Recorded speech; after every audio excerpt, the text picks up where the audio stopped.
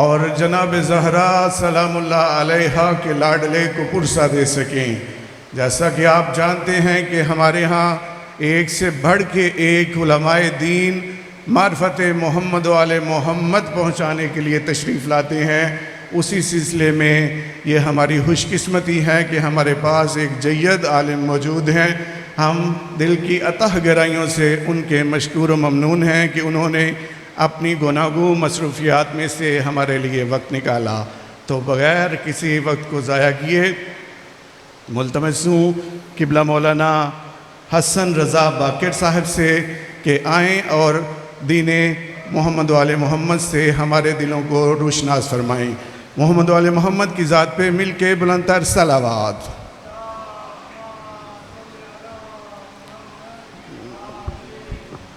بار دیگر بلند تر صلوات۔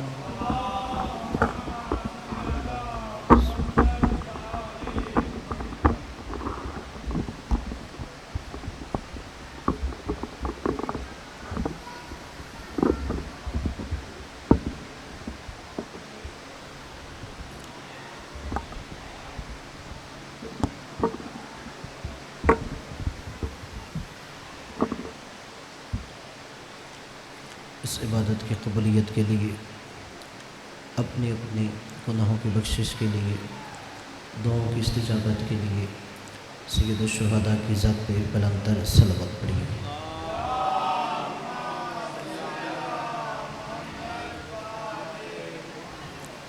حسبنا اللہ ونعم الوکیل، نعم المولا ونعم النصیر، لا حول ولا قوة الا باللہ العلی العظیم۔ اعوذ باللہ السمیع العلیم من الشیطان اللعین الرجیم، بسم اللہ الرحمن الرحیم۔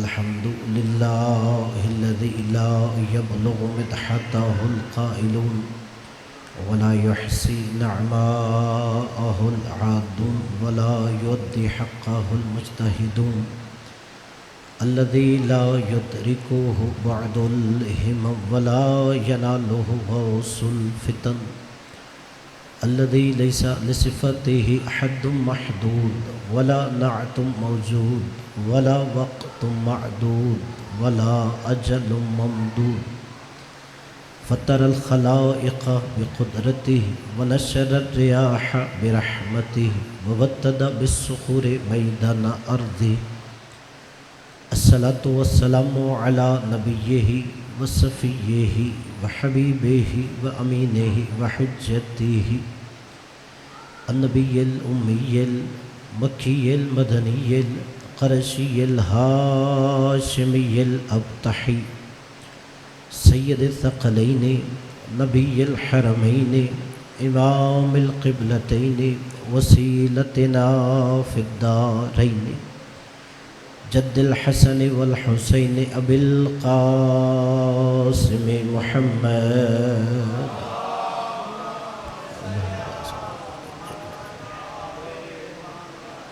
وعلى آلہ الذین اذهب اللہ عنہم الرجس وطہرہم تطہیرا۔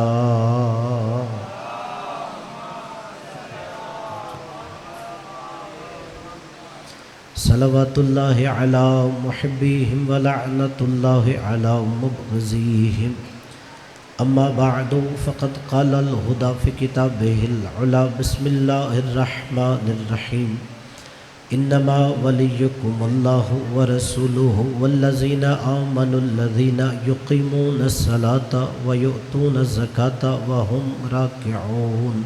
مل کے بآواز بلند صلوات پڑھیے۔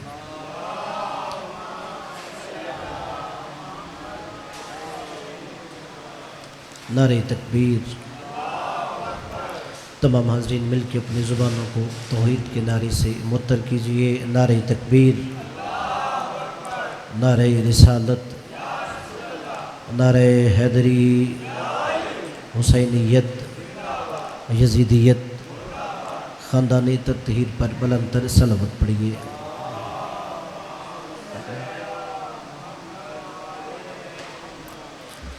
سب سے پہلے دعا ہے کہ مالک आप अज़ादारों के सफ़े अदा पे तशरीफ़ लाना अपनी बारगाह में इबादत में शुमार फरमाए।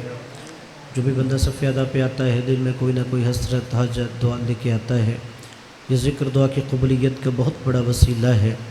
मालिक ज़िक्र के सदक़े में अब तमाम अज़ादारों की दिली हाजात को अपनी बारगाह में मुस्तजाब फरमाए। इस इमाम बारगाह और जहाँ पर भी सफ़े अदाए मज़लूम करबला बिछाई गई है, मालिक उसे ताज़हुर इमाम ज़माना क़ाइम व दाइम फरमाए। हम सबको मिशन सैयदुश्शुहदा पे कारबंद फरमाए। मिशन सैयदुश्शुहदा की तबलीग व तरवीज करने की तौफ़ीक़ अता फरमाए। हम सबको दुनिया में मौला हुसैन की ज़ियारत, आखिरत में शफ़ात नसीब फरमाए। हमारे वक्त के इमाम को हमसे राज़ी फरमाए। अपने अपने दुआओं की कबूलियत के लिए बुलंद तर सलावत पढ़िए।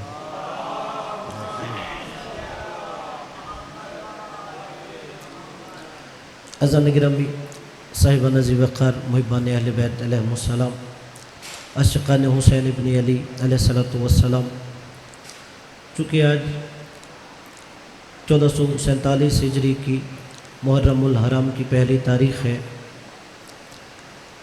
और हर शहर क़रिया बस्ती में याद हुसैन में सफ़े अदाए हुसैन बिछाई जाती है।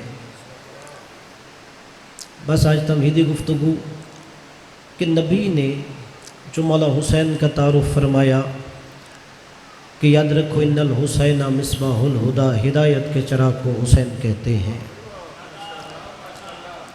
अब देखिए, हिदायत सिर्फ ज़िंदगी नहीं, रूह हयात का नाम हिदायत है कि अगर हिदायत है तो ज़िंदगी है, अगर हिदायत नहीं तो सांसें भी चल रही हों तो कुरान कहता है वो मुर्दा है। और जो नबी ने कहा इन्नल हुसैन मिसबाहुल हुदा, हिदायत के चराग को हुसैन कहते हैं, अगर इस फरमान को बसारत नहीं हम बसीरत से समझें, नबी ने जो मौला हुसैन को तशबीह दी, एक छोटे से चराग से तशबीह दी। अगर हम कहें मौला हुसैन को अगर तशबीह ही देनी है, कोई रोशनी का इस्तिआरा ही इस्तेमाल करना है, या रसूल अल्लाह आप कोई रोशनी का बड़ा इस्तिआरा इस्तेमाल करें, आप ये कह देते इन्नल हुसैन शम्सुल हुदा, हुसैन हिदायत का आफताब है, या कह देते इन्नल हुसैन कमरुल हुदा, हुसैन हिदायत का महताब है। आप हुसैन को सूरज से तशबीह देते, आप चाँद से तशबीह देते। जो छोटा सा चराग है, नबी ने कहा हुसैन हिदायत का चराग है। या रसूल अल्लाह मौला हुसैन को सूरज से तशबीह क्यों नहीं दी, चाँद से तशबीह क्यों नहीं दी, छोटे से रोशनी के इस्तिआरे चराग से तशबीह दी है। अजब नहीं सैयदुश्शुहदा फरमाए, कभी कभी बंदा ऐसी अंधेरी कोठरी में बंद होता है जहाँ न सूरज की किरणें पहुँचती हैं न चाँद की रोशनी पहुँचती है। कभी कभी बंदा ऐसी अंधेरी कोठरी में बंद होता है जहाँ न सूरज की किरणें पहुँचती हैं न चाँद की रोशनी पहुँचती है। अगर उस अंधेरी कोठरी में रोशनी करनी हो, लोग कहते हैं चराग जलाओ। अब नबी ने कहा हुसैन हिदायत का चराग है, यानी नबी कह रहे थे कभी इंसानियत यजीदियत की काली कोठरी में बंद हो जाए, वहाँ न शम्से रिसालत की किरणें पहुँचे न कमरे इमामत की रोशनी पहुँचे, तो नबी ने कहा देखो मेरे हुसैन का चराग हिदायत कहाँ है। जहाँ मेरे हुसैन का चराग हिदायत है वहाँ तुम्हें रोशनी मिलेगी। और फिर जो नबी ने मौला हुसैन को तशबीह दी चराग के साथ, उसमें दूसरी वजह कि नबी ने क्यों कहा हुसैन हिदायत का चराग है।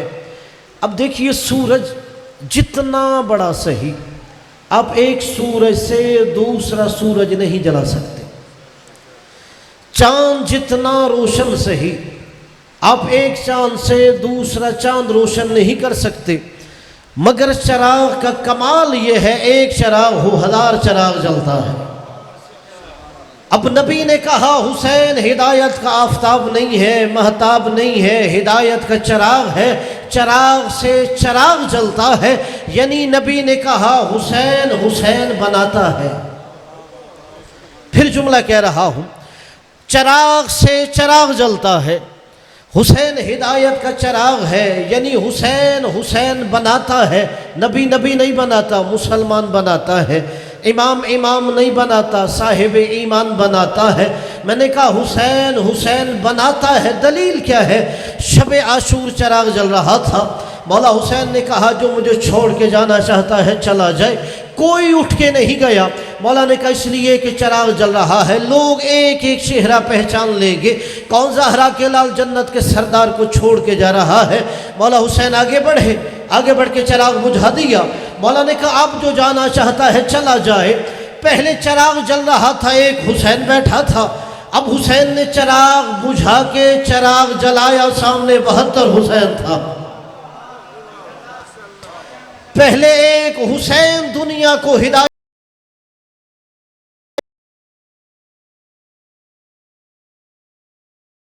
देगा, मेरा ज़ुहैर भी तुम्हें रोशनी देगा, मुरे मुस्लिम तुम्हें रोशनी देगा, मेरा बुरैर तुम्हें रोशनी देगा। इसलिए हुसैन चिराग से चिराग जला रहा था। और फिर नबी ने कहा सिर्फ हुसैन हिदायत नहीं देता, वस्सफ़ीनतुन निजा, हुसैन निजात की कश्ती है। अगर तुम्हें निजात चाहिए तो दर हुसैन पे आ जाओ। हुसैन कितनी बड़ी निजात की कश्ती है, हुसैन इतनी बड़ी निजात की कश्ती है कि 3 शाबान को हुसैन दुनिया में आए, 10 मुहर्रम को आलम फना छोड़ के वापस चले गए। 3 शाबान को भी हुसैन के दरवाजे पे मुजरिम था, 10 मुहर्रम को भी दरवाजे पे मुजरिम था। इसलिए कि हुसैन सफीना निजात है, हुसैन निजात की कश्ती है। अब देखिए जो हुसैन के दरवाजे पे 3 शाबान को आया था, उसे सज़ा अल्लाह की बारगाह में हुई। दुनिया की अदालतों का भी दस्तूर है, अगर तुम्हें एक अदालत से सज़ा हो, अब दूसरी अदालत में चले जाते हैं, दूसरी अदालत से सज़ा हो, तीसरी अदालत में चले जाते हैं, सेशन कोर्ट से सज़ा हो, हाई कोर्ट में अपील करते हैं, हाई कोर्ट से सज़ा हो, सुप्रीम कोर्ट में अपील की जाती है।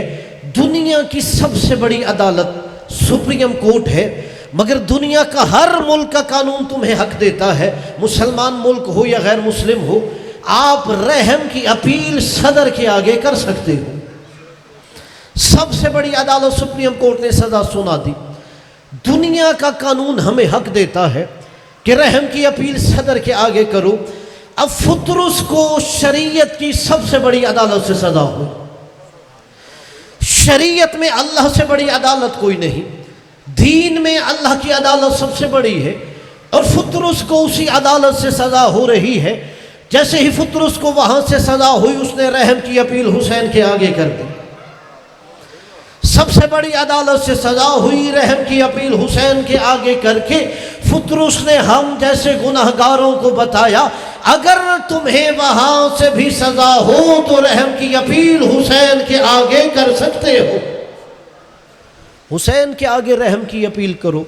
अभी भी अगर वहाँ से सज़ा है तो हुसैन तुम्हें बरी कर सकता है। और यही वजह है कि अगर फुतरुस हुसैन के दरवाज़े पे आया, और किबला हम हकीकी मुस्तआन ज़ाते तौहीद है, लेकिन अगर हम हुसैन इब्न अली के दर से वसीला बनाते हुए कुछ मांगे तो लोग कहते हैं कि हुसैन के दरवाजे से क्यों मांग रहे हो। अगर देखा जाए तो हमें ये दरवाज़ा भी अल्लाह के फरिश्ते दिखा रहे थे। अब अगर कोई कहे कि दर हुसैन पे क्यों जाते हो, वहाँ से हुसैन इब्न अली के दर से क्यों मांगते हो, 4 मिसरों में शायर ने जवाब दिया है। अगर सारी फुतरुस का वाक़या पढ़िए कि जुल्म की शबहाए मुसलसल में वो नूरी, दामन में समेटे हकीकतों की सहर ले गया, जिसे उर्दू समझ आती है, जुल्म की शबहाए मुसलसल में वो नूरी, दामन में समेटे हकीकतों की सहर ले गया। गर इनकी मदद शिरक है तो मुशरिक है वो जिब्रील, फुतरुस को जो शब्बीर के घर ले गया। हमें फुतरुस को जिब्रील ला के दिखा रहा था, मलाइका भी इसी दरवाजे पे आते हैं। और फिर खुद मलाइका ने हमें दर हुसैन बताया है कि तुम मुश्किल में दर हुसैन पे आओ। किबला आप जाइए, कुरान मजीद पढ़िए, अल्लाह के पहले रसूल हैं जनाब नूह अलैहिस्सलाम, पहले नबी जनाब आदम है, बच्चों के लिए जुमला है, पहले रसूल जनाब नूह है, नबूवत जनाब आदम से चली, रिसालत जनाब नूह से चली, अम्बिया 1,24,000, रसूल उनमें 313 बने। अल्लाह का जो पहला रसूल था اسے پتھر مارے جاتے تھے، وہ پتھروں کے نیچے دب جاتا تھا۔ اللہ اپنے فرشتے سے کہتا جا جبرائیل میرے نبی کو پتھروں کے نیچے سے نکال۔ جناب جبرائیل آتے پتھروں کے نیچے سے نکالتے، کیا دیکھتے؟ سارا نبی کا بدن لہو لہان ہو گیا ہے۔ جیسے ہی لہو لہان دیکھا، اب اللہ کہتا جبرائیل اپنے پروں کو میرے نبی کے زخموں سے مس کرو۔ اب جبرائیل اپنے پروں کو اللہ کے نبی صاحب شریعت اولی العزم پیغمبر کے زخموں سے مس کرتے۔ اب اللہ نبی کو شفا دیتا۔ اب یہی تو اللہ نے بتایا، اگر نبی زخمی ہو اسے فرشتوں کے پروں سے شفا ملتی ہے، اگر فرشتے کو پر چاہیے اسے در حسین سے عطا ہوتا ہے۔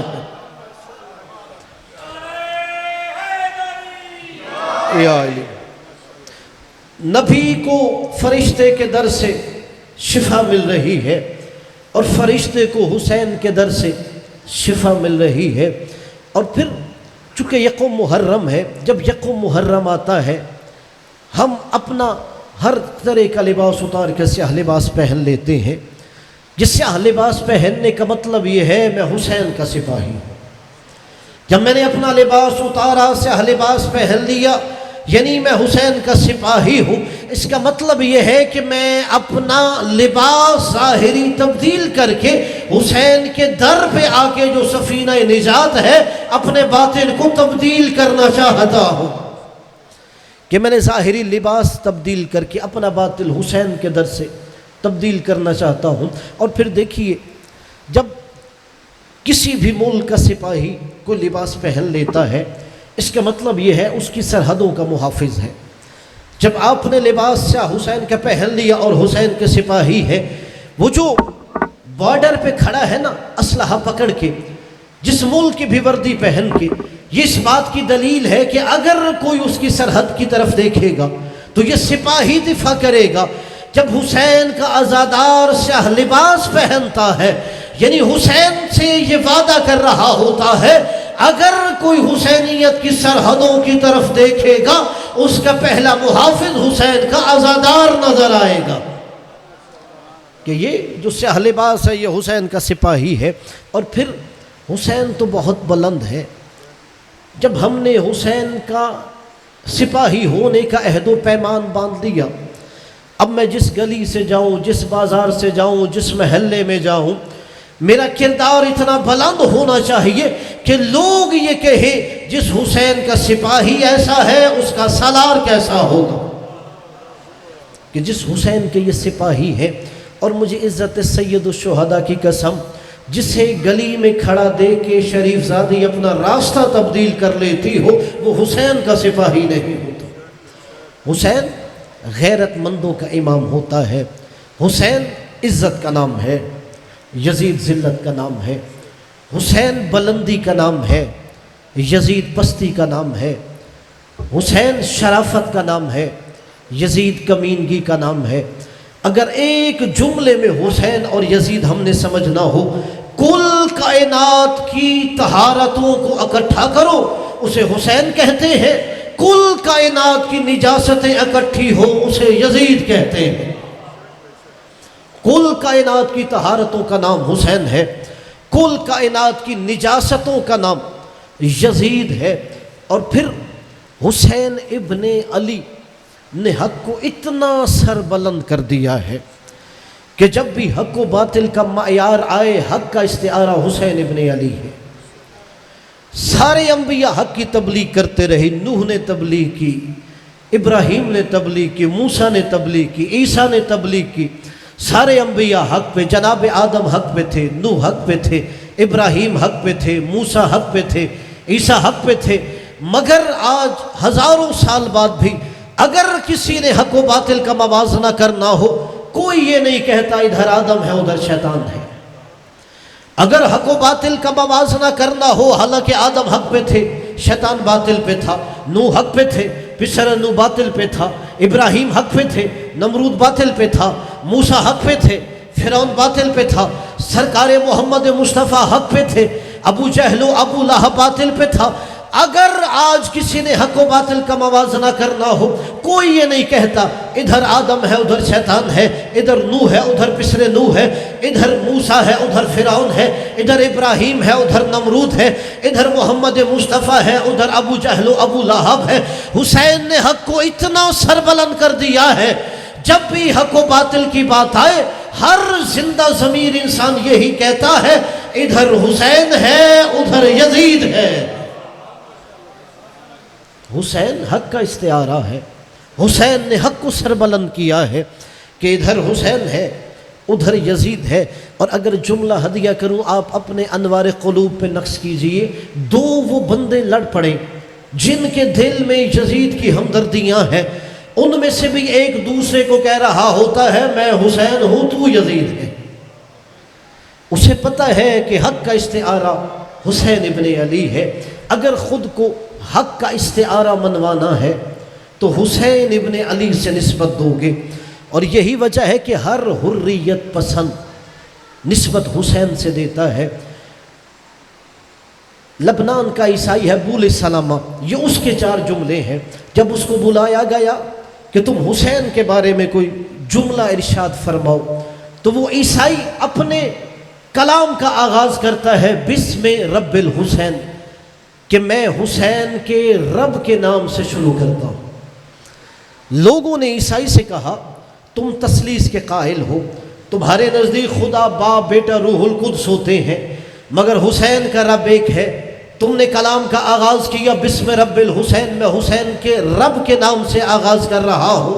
اس نے کہا مجھے حسین کے رب کا پتہ نہیں ہے، نہ ہی میں عیسائیوں کے خدا کے بارے میں بات کر رہا ہوں، مگر عیسائی ہو کے حسین کی زندگی پڑھ کے میرا یہ عقیدہ ہے حسین سارا کچھ قربان کرنے کے بعد جس کی بارگاہ میں سر جھکا رہا تھا وہی میرا رب ہے۔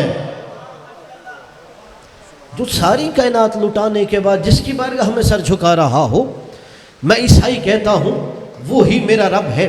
پھر کہتا ہے والصلاۃ والسلام علی جد الحسین و ابی الحسین، کہتا ہے میں درود و سلام پڑھتا ہوں حسین کے نانا پر، میں درود و سلام پڑھتا ہوں حسین کے نانا پر۔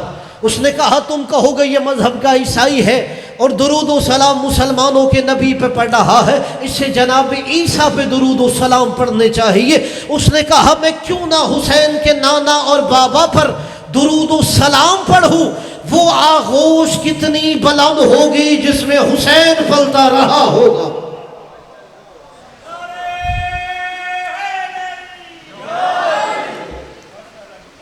کہتا ہے میں کیوں نہ حسین کے نانا اور بابا پر سلام پڑھوں، وہ آغوش کتنی بلند ہوگی جس میں حسین پلتا رہا ہوگا۔ اگلے جو 2 جملے کہے عیسائی نے، اس سے پتہ چلتا ہے کہ حسین کی معرفت کیسے ہوتی ہے۔ وہ کہتا ہے اسأل لا تسأل عن ذات الحسین واسأل عن صفات الحسین۔ وہ کہتا ہے آپ نے مجھ عیسائی کو کہا حسین کے بارے میں کوئی جملہ کہو، کہ اگر مجھ سے حسین کے بارے میں پوچھنا ہے تو حسین کی ذات کے بارے میں نہ پوچھو، حسین کی صفات کے بارے میں پوچھو۔ مجھ سے یہ نہ پوچھو حسین رہنے والا کہاں کا ہے، مجھ سے یہ نہ پوچھو حسین کس گھر میں پیدا ہوئے، مجھ سے یہ پوچھو اس حسین کی صفات کیا ہے، تو پھر میں تمہیں بتاؤں جو دنیا میں آتا ہے پھر بھی نجات دیتا ہے، دنیا میں جاتا ہے پھر بھی نجات دیتا ہے۔ آگے کہتا ہے لا تسأل عنی عن دار الحسین، کہتا ہے تم مجھ سے حسین کے گھر کے بارے میں نہ پوچھو، مجھ سے حسین کے مقام کے بارے میں پوچھو۔ مجھ سے یہ نہ پوچھو حسین رہنے والا کہاں کا ہے، یہ ہر کوئی تمہیں بتا دے گا حسین مدینے کے رہنے والے تھے۔ اگر مجھ سے پوچھنا ہے تو حسین کے مقام کے بارے میں پوچھو، اس حسین کا کیا مقام ہوگا کہ جو نوک نیزہ پر بھی قرآن سنا رہا ہو، اس حسین کا مقام کیا ہوگا۔ مجھ سے حسین کے گھر کے بارے میں نہ پوچھو، حسین کے مقام و منزلت کے بارے میں پوچھو۔ اور قبلہ یہی وجہ ہے کہ ہم اس عشرہ محرم الحرام میں امام حسین علیہ السلام کے توسط سے سورہ مائدہ کی آیت انما ولیکم اللہ ورسولہ والذین آمنوا الذین یقیمون الصلاۃ ویؤتون الزکاۃ وہم راکعون کے تحت اس عنوان کے تحت گفتگو کریں گے کہ قرآن کی روشنی میں مقام ولایت کیا ہے اور تقاضۂ ولایت کیا ہے۔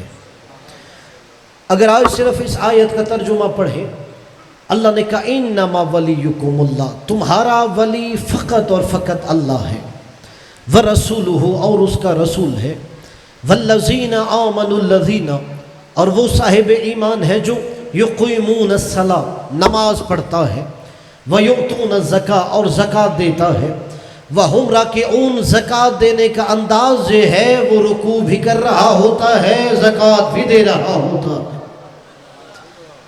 اب یہ حسین ابن علی کی مجلس کا صدقہ ہے۔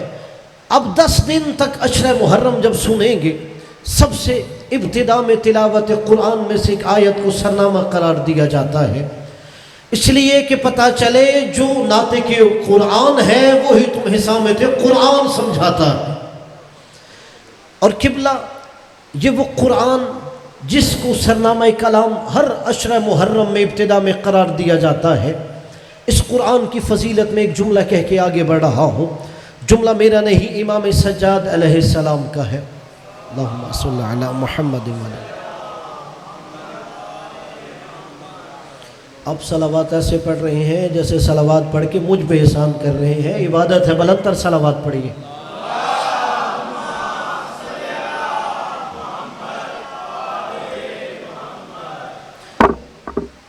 امام سجاد علیہ السلام کا یہ جملہ ہے کہ آپ نے فرمایا جس گھر میں تلاوت قرآن ہوتی ہے وہ گھر آسمان والوں کے لیے ایسے چمک رہا ہوتا ہے جیسے زمین والوں کے لیے آسمان پر ستارے چمک رہے ہوتے ہیں۔ اور قبلہ یہ وہ کتاب ہے جس کا لفظ لفظ معجزہ ہے، جس کا حرف حرف معجزہ ہے، جس کی حقیقت تک انسانی عقل کی رسائی نہیں ہے، جو اپنے اندر بطون در بطون لیے ہوئے آیا۔ اس معاشرے میں قرآن نازل ہوا جو اپنے آپ کو عرب کہتے تھے، فصیح و بلیغ کہتے تھے، ساری دنیا کو عجم یعنی گونگا کہتے تھے۔ جب قرآن نے ان کے سامنے بولنا شروع کیا، ان کی زبانیں ان کے دہنوں میں تھر تھرانے لگی۔ جب قرآن نے ان کے سامنے بولنا شروع کیا، ان کی عقلیں حیران ہو گئی، جو خود کو فصیح و بلیغ ساری دنیا کو گونگا عجم کہہ رہی تھی۔ جب نبی نے کہا یہ فصاحت و بلاغت پہ ناز کرتے ہیں، نبی نے قرآن کا سب سے چھوٹا سورہ دیوار کعبہ پہ آویزہ کر دیا، اگر تمہیں اپنی فصاحت پہ ناز ہے تو اس جیسی ایک صورت لے کے آؤ، بسم اللہ الرحمن الرحیم، انا اعطیناک الکوثر فصلی لربک وانحر ان شانئک هو الابتر۔ اب یہ کہ عرب کے رہنے والے اس کا جواب لاتے، اس کے آگے چوتھا مصرع لکھ رہے ہیں، ما ھذا کلام البشر، یہ کسی بشر کا کلام نہیں، خالق بشر کا کلام ہے۔ جو اپنے آپ کو فصیح و بلیغ کہہ رہے تھے، ساری دنیا کو گونگا کہہ رہے تھے، قرآن نے ان کی زبانوں کو گونگ کر دیا۔ یہ وہ کتاب ہے جس کا لفظ لفظ معجزہ ہے۔ اپنے بچوں کے لیے جملہ کہہ رہا ہوں، اگر کوئی آج آپ سے سوال کرے آپ کے نبی کے سچے ہونے کی دلیل کیا ہے، آپ یہ نہیں کہو گے میرے نبی نے چاند 2 ٹکڑے کیا ہے، آپ یہ دلیل نہیں دو گے کہ میرے نبی کے ہاتھ پہ پتھر کلمہ پڑھتے تھے، آپ یہ دلیل نہیں دو گے کہ میرے نبی کو درخت چھو کے سلام کرتا تھا، آپ یہ دلیل نہیں دو گے میرے نبی کے اوپر ابر سایہ کرتا تھا۔ اگر کوئی سوال کرے غیر مسلم تمہارے نبی کے سچے ہونے کی دلیل کیا ہے، آج بھی قرآن چیلنج کر کے کہہ رہا ہے اگر میرے نبی کی نبوت میں شک ہے تو قرآن جیسی کتاب لے کے آؤ، کہ قرآن میرے نبی کے قیامت تک کا معجزہ ہے۔ اب یہ جو قرآن کا معجزہ ہے، آپ جائیے اپنے مرضی کے عالم سے سوال کیجئے، کوئی مذہب مسلک کی قید نہیں، شیعہ ہو، بریلوی ہو، دیوبند ہو، اہل حدیث ہو، قرآن کا معجزہ کیا ہے؟ قرآن جو نبی کے نبوت کی سچائی کا دلیل ہے، معجزہ ہے۔ قرآن کا معجزہ کیا ہے؟ اس کے مفاہیم معجزے ہیں، اس کے احکام معجزے ہیں، قرآن کی آیتیں معجزے ہیں۔ ہر عالم یہی کہے گا قرآن کے لفظوں کی ترتیب معجزہ ہے، پھر جملہ کہہ رہا ہوں، قرآن کے لفظوں کی ترتیب معجزہ ہے۔ اچھا، جو قرآن میں حروف تہجی استعمال ہوئے، جو الف با تا سا استعمال ہوئے، جو الفابیٹس استعمال ہوئے، جو عربی زبان میں حروف استعمال ہوتے ہیں اور قرآن میں استعمال ہوئے ہیں، کیا ان میں فرق ہے؟ جسے پتہ ہے جو عربی میں حروف استعمال ہوتے ہیں، جو قرآن میں استعمال ہوتے ہیں، کوئی فرق نہیں ہے۔ وہی حروف جو لوگ عرب کے رہنے والے روزمرہ کی زبان میں استعمال کرتے ہیں، وہی حروف تہجی قرآن میں استعمال ہوئے، وہی الف با قرآن میں استعمال ہوا۔ تو پھر معجزہ کیا ہے؟ بس اللہ نے کہا یہی معجزہ ہے، تمہارے لفظوں کو ہم نے ترتیب دیا، معجزہ بن گیا۔ تمہارے الف با، تمہارے حروف تہجی، تمہارے الفابیٹس، انہیں ہم نے ترتیب دیا ہے، یہ معجزہ بن گیا ہے۔ اور یہیں سے اللہ نے چیلنج کر دیا، تمہارے عالم کی لفظیں جو بول نہیں سکتی، جو چل نہیں سکتی، جن میں بولنے کی طاقت نہیں ہے، جن میں گویائی کی سکت نہیں ہے، اگر ہم انہیں ترتیب دے دیں وہ معجزہ بن جاتے ہیں۔ وہ لفظ تمہارے عام لفظوں جیسے نہیں ہوتے۔ تو یہیں سے فیصلہ کرو، اگر تم میں سے کسی جاندار کو ہم چن لیں وہ تمہارے جیسا کیسے ہو گیا؟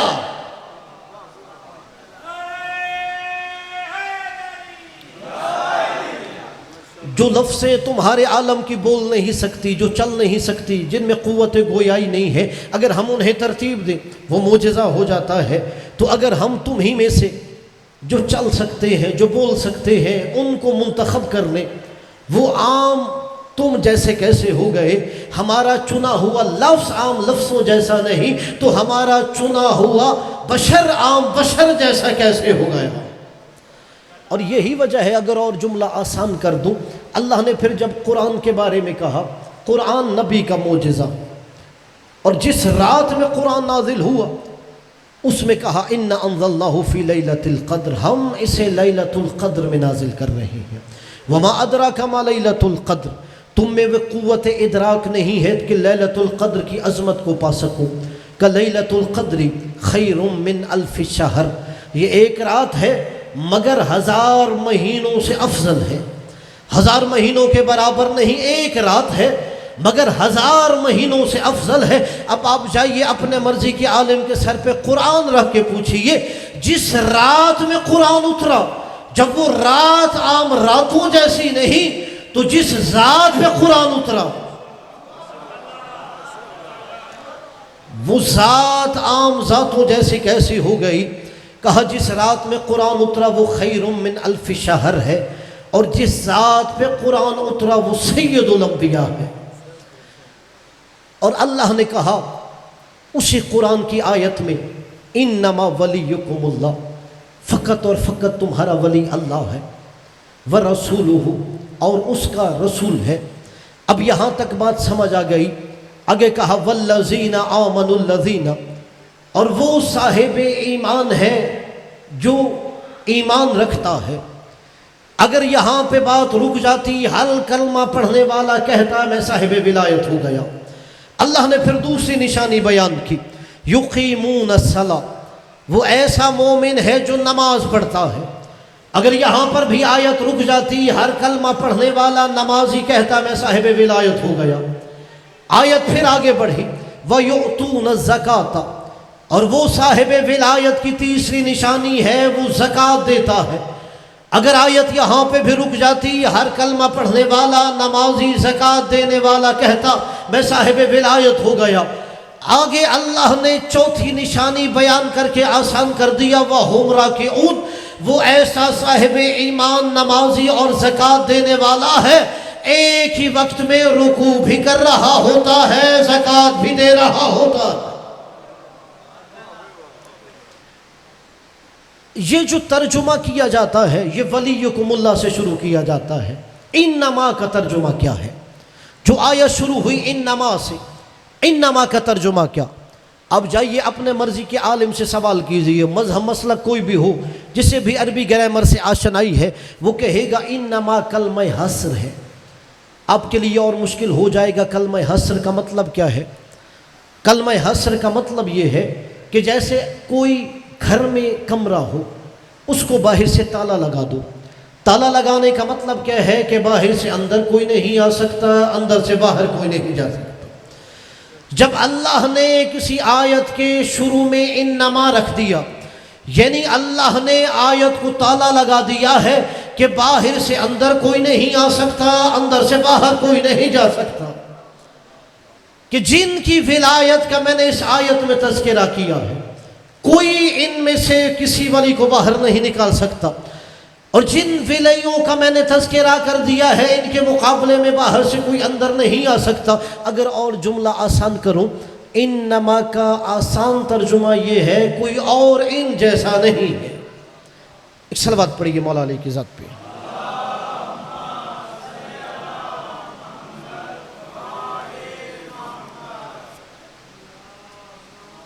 صلی اللہ علیہ وسلم۔ میرے بعد انشاءاللہ بہترین انداز میں عظیم باپ کی عظیم فرزند مدعی اہل بیت عزت مآب عمران عباس قمی صاحب خطاب فرمائیں گے۔ بس آخری جملے آیت سمجھاتے ہوئے، انما کلمہ حصر ہے، یعنی آیت کو اللہ نے تالا لگا دیا، باہر سے اندر کوئی نہیں آ سکتا، اندر سے باہر کوئی نہیں جا سکتا۔ دوسرا انما کا اگر ترجمہ سمجھنا ہو، یعنی کوئی اور ان جیسا نہیں ہے۔ اللہ نے جب اپنی بات کی، توحید کی، اللہ نے کہا انما الہکم الہ واحد، وہاں بھی انما لے کے آئی۔ جب نبی کی بات آئی فرمایا قل انما انا بشر مثلکم، وہاں پر بھی انما آئی۔ جب نبی کے اہل بیت کی بات آئی وہاں پر بھی انما آیا، انما یرید اللہ لیذہب عنکم الرجس اہل البیت، یعنی انما کا مطلب کیا؟ کوئی اور ان جیسا نہیں ہے۔ اللہ نے کہا انما الہکم الہ واحد، میرے حبیب انہیں کہے خدائی کے دعوے دار بہت ہیں مگر اللہ جیسا خدا کوئی نہیں ہے۔ پھر نبی کی بات آئی قل انما انا بشر مثلکم، میرے حبیب انہیں کہو بشر بہت ہیں مگر محمد جیسا بشر کوئی نہیں ہے۔ پھر نبی کے اہل بیت کی بات آئی انما یرید اللہ لیذہب عنکم الرجس اہل البیت ویطہرکم تطہیرا، میرے حبیب اپنی امت سے کہو پاکی کے دعوے دار بہت ہیں مگر تیرے اہل بیت جیسا پاک کوئی نہیں ہے۔ اور یہی وجہ ہے کہ جو اللہ نے کہا ان جیسا کوئی نہیں ہے، یہ ہر میدان میں ہمیں جدا نظر آ رہے تھے۔ بس چونکہ میرے واجب الاحترام آ گئے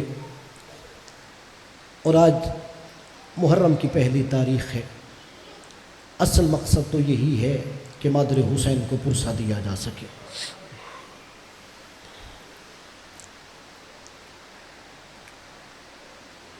عزادارو، ہم جتنے فضائل پڑھیں اپنی معرفت کو بلند کرتے ہیں، مگر محرم میں جب صف ادا بچھائی جائے اصل مقصد یہی ہے کہ حسین کی ماں کو حسین کا پرسہ دیا جا سکے۔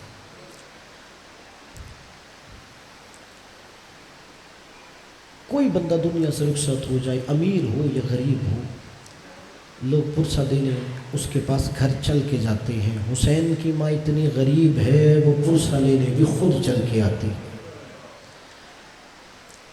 اور عزاداروں کچھ نہیں کہتی، بس یہی ہر عزادار سے کہتی ہے ہو سکے میرے حسین پہ دو آنسو بہا دو۔ عزاداروں میں پڑھوں گا، آگے چلا جاؤں گا، آپ صف ادا پہ پرسہ دیں گے، گھر جا کے نرم بستر پہ سر رکھ کے سو جائیں گے، مگر حسین کی ماں اس عزا خانے سے اٹھے گی دوسرے عزا خانے چلی جائے گی، اس عزا خانے سے اٹھے گی تیسرے عزا خانے چلی جائے گی، صرف اتنا کہتی ہے میرے حسین پہ دو آنسو بہا دو۔ اجرکم علی اللہ۔ علامہ حسین بخش جاڑا صاحب یہ روایت پڑھا کرتے تھے اور ان کی کتاب میں یہ روایت موجود ہے۔ وہ کہتے ہیں کہ ایک مومنہ کا محرم سے 3 دن پہلے جوان بیٹا انتقال کر گیا، وہ 3 دن تک جوان بیٹے کو روتی رہی۔ جیسے ہی آسمان پہ محرم کا چاند طلوع ہوا، بیٹے کی قبر پہ کھڑی ہو کے کہتی ہے اب تجھے نہیں رو گی زہرا کے بیٹے کو رو۔ عزادارو، بیٹے کی قبر سے گھر آئی، سیاہ لباس پہنا، سیاہ پردے گھر میں آویزاں کیے، حسین کی صف عزا بچھائی، 10 محرم تک زہرا کے لال کو روتی رہی، مجلس سویم کے بعد قبرستان جاتی ہے، کیا دیکھا؟ کوئی کالے برقعے والی بیوی ہے۔ اللہ جانے کس سے جملہ سمجھ آیا، کون اپنے خیال میں ہے؟ کوئی کالے برقعے والی بیوی ہے جس کا ایک ہاتھ زخمی پہلو پہ ہے، اس کے بیٹے کی قبر پہ رو رہی ہے۔ یہ مومنہ آگے بڑھ کے کہتی ہے، اے ضعیفہ تو بھول گئی ہے، یہ تیرے بیٹے کی قبر نہیں، یہ میرے بیٹے کی قبر ہے۔ عزاداروں، وہ ضعیفہ کالے برقعے والی مستور کہتی ہے، میں بھولنے والی نہیں، مجھے پتہ ہے یہ تیرے بیٹے کی قبر ہے، تو 10 دن تک میرے بیٹے کو روتی رہی، میں تیرے بیٹے کو روتی رہی۔ اجرکم علی الزہرا۔ اور عزاداروں، آپ کے میرے امام کیسے محرم کا چاند دیکھا کرتے تھے؟ مقتل کی کتابوں میں روایت ہے، مدینے والے کہتے ہیں ہمیں محرم کا چاند آسمان پہ دیکھنا نہیں پڑتا، امام صادق کے گھر سے اتنی رونے کی آوازیں بلند ہوتی، ہمیں پتہ چل جاتا زہرا کا گھر اجڑنے والا چاند طلوع ہو گیا۔ آپ کے میرے 5ویں امام نے وصیت کی تھی کچھ رقم الگ کرتے ہوئے کہ 10 سال تک اس سے مینا کے میدان میں عزاداری کا اہتمام کرو۔ اور عزاداروں، میرے 8ویں امام اتنے بڑے عزادار، یہ جو لفظ مجلس حسین بولا جاتا ہے یہ 8ویں امام کی ایک حدیث سے لیا گیا ہے۔ ریان ابن شبیب کہتا ہے کہ جب میں اپنے 8ویں امام کی بارگاہ میں ایک دفعہ گیا، میں نے دیکھا کہ مولا کے گھر کی حیت بدلی ہے، مولا نے سیاہ لباس پہنا ہوا ہے، مولا کے گھر میں سیاہ پردے آویزاں ہیں۔ میں نے کہا مولا کیا ہوا؟ آج گھر کا نقشہ بدل گیا ہے۔ مولا نے کہا ابن شبیب، وہ چاند طلوع ہو گیا ہے جس میں زہرا کا گھر اجاڑا گیا، محرم کا چاند طلوع ہو گیا ہے۔ پھر آگے امام نے کہا، یبن الشبیب ان کنت باکیا لشیء فابک للحسین ابن علی، اگر ابن شبیب تو کبھی رونا چاہے تو کسی اور بات پہ نہ رو، حسین پہ رویا کر۔ آگے امام نے عجیب جملہ کہا، یذبح جدی کما یذبح الکبش، میرے دادا حسین کو ایسے ذبح کیا گیا تھا جیسے گوسفند کو ذبح کیا جاتا ہے۔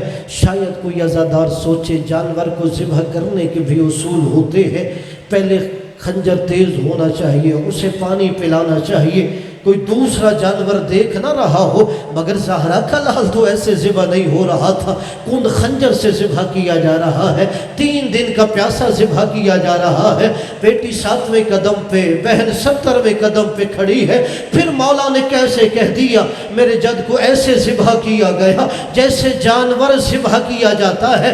علماء کتب مقاتل میں امام علی رضا علیہ السلام کے اس جملے کی شرح لکھتے ہیں، امام نے یہ زمانے جاہلی کی بات کی ہے کہ زمانے جاہلیت کا دستور یہ تھا، 8-10 لوگ مل کے ایک جانور پال لیتے تھے، وہ جب جانور بڑا ہو جاتا اسے جانور کو درمیان میں کھڑا کیا جاتا، 8-10 افراد اطراف میں کھڑے ہو جاتے، کسی کے ہاتھ میں چھری ہوتی، کسی کے ہاتھ میں خنجر ہوتا، کسی کے ہاتھ میں تیر ہوتا، کسی کے ہاتھ میں تلوار ہوتی۔ اب جس کے ہاتھ میں چھری ہے وہ چھری مار رہا ہے، جس کے ہاتھ میں نیزہ ہے نیزہ مار رہا ہے، جس کے ہاتھ میں خنجر ہے وہ خنجر مار رہا ہے۔ مولا نے فرمایا یہی حالت زہرا کے لال کی کربلا میں ہو گئی ہے، کربلا کے لقدق صحرا میں تنہا زہرا کا لال کھڑا ہے، جس کے ہاتھ میں تیر ہے وہ تیر مارتا ہے، جس کے ہاتھ میں تلوار ہے تلوار مارتا ہے، جس کے ہاتھ میں نیزہ ہے نیزہ مار رہا ہے، جس کے ہاتھ میں پتھر ہے پتھر مار رہا ہے۔ عزادارو، اتنا ہو گیا زہرا کا لال غریب، جس کے ہاتھ میں کوئی ہتھیار نہیں، وہ کربلا کی گرم ریتی اٹھاتا زہرا کے لال کے زخموں پہ ڈال رہا۔ الا لعنت اللہ علی القوم الظالمین وسيعلم الذين ظلموا أي منقلب ينقلبون۔